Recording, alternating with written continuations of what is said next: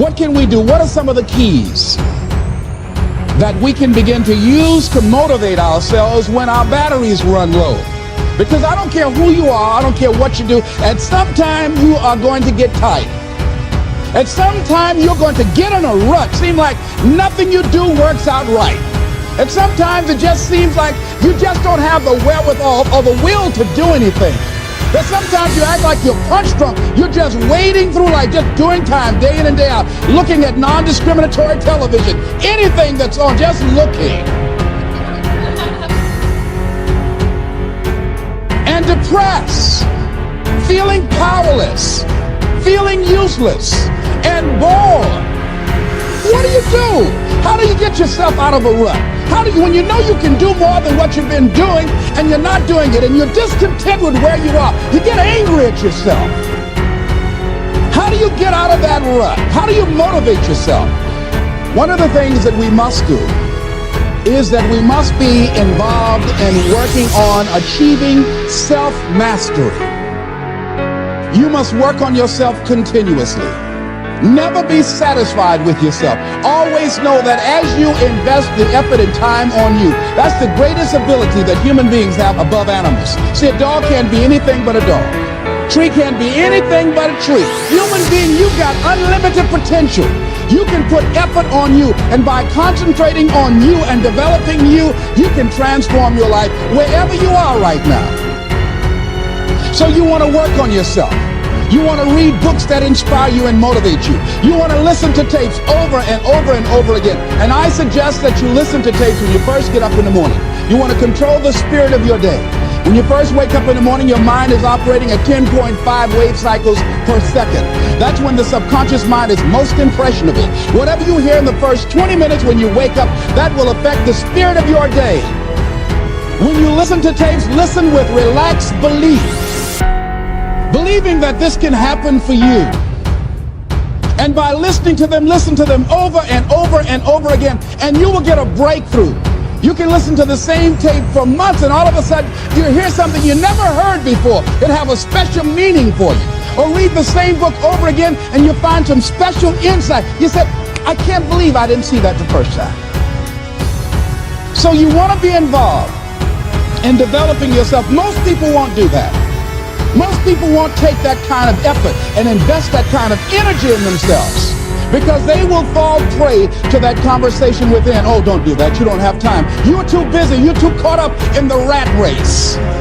Most people won't do that. Well, they won't take time to go to lectures. They won't take time to go to seminars. They won't take time to go to classes to improve themselves.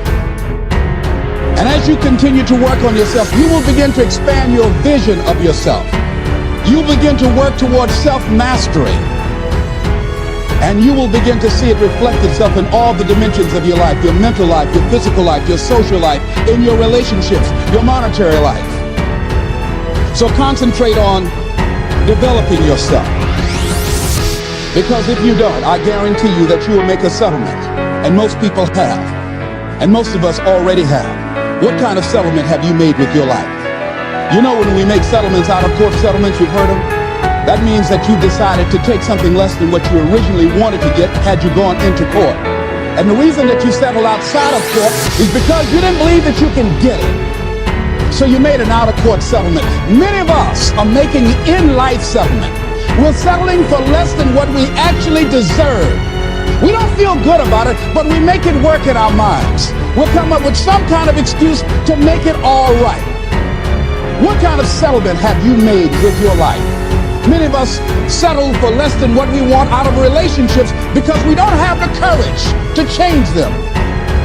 Next thing is that you want to monitor your inner conversations. The things that you say to yourself. You want to watch them, and in watching them, you want to take charge. A friend of mine told me this evening, and she did it excellently. She said, I didn't want to come tonight. I was feeling so depressed. And I said, I'm going anyhow. See, that was the conversation. Oh, you really don't feel like it. You really don't need to do it. You don't really need to read anything. Forget all that. That's that inner conversation. Oh, you don't need to worry about trying to go into your own business. Forget that. You can't do that. What if you lose everything you've got? that inner conversation that stops you from doing the things you want to do less, don't do that. How can you possibly think about being a motivational speaker? You don't have the contacts, you don't have the money, you don't know the right people, you're going to get up there and your mind's going to go blank. Forget all that. You remember that time you got up before some people and you panicked? You stood up and your mind sat down? Don't you remember? And I said, yes. And then I said, shut up. So you got to learn to stand up to yourself inside yourself and short circuit, override that conversation that's always going on. 85% of what that conversation will tell you is negative. It's negative. It will tell you you're tired when you really are not tired. It will tell you you can't do it. It will fill you with fear. So you've got to watch that conversation. And when you find it going on, you've got to stand up to it and say, I'm going to do this anyhow. I'm afraid, but I'm afraid not to do it. And I'm not going to let you stop me. In order to begin to find some keys to self-motivation to drive yourself, in addition to working on yourself, and as you work on yourself, you feel good about yourself, and as you feel better about yourself, you treat yourself differently. Develop a health plan. See, you can't feel well and do well if you don't have good health. You can't perform if you don't have your health. Your health is valuable. Develop a health plan. A plan that you will follow, because this is the only vehicle that you have to carry you through this experience called life. And you want to take good care of it because you love you enough. You care enough about you. And that's not easy. It is not easy having a health plan and sticking to it. But you're worth it doing it again and again and again. I have lost 22 pounds several times. I always do it.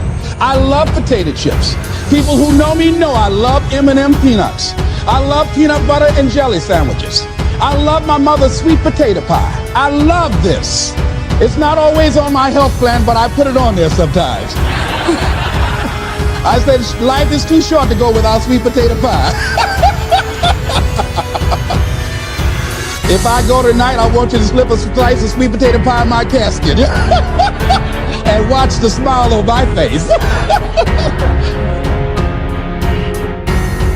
Next thing is, as you take care of yourself, the next key is keys to motivation, to self-motivation. You want to live life with energy and passion.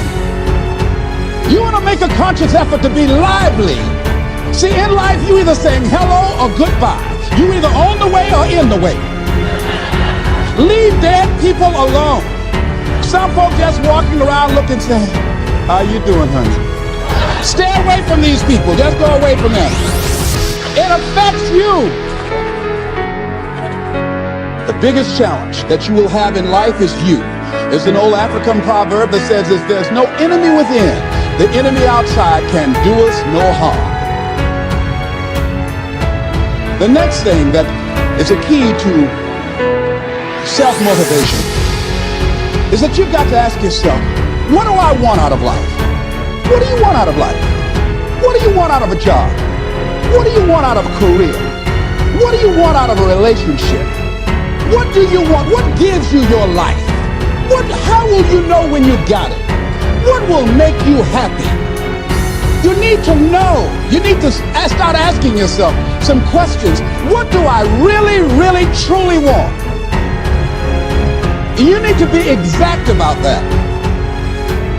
Don't be vague. Oh, I just want to be happy. That's too vague. What will make you happy? How will you know when you got it? Zero in on it. Be exact. Be specific. And as you do that, that will stimulate that superconscious mind, or the reticular activating system of your mind, that will begin to find those things, to identify with it. And once you begin to determine that which you want, take the time to write it down. Don't just think about it. Write it down. That is the subjective process that engages the subconscious mind. Write it down. Once you write it down, read it 3 times a day, morning, noon, and night.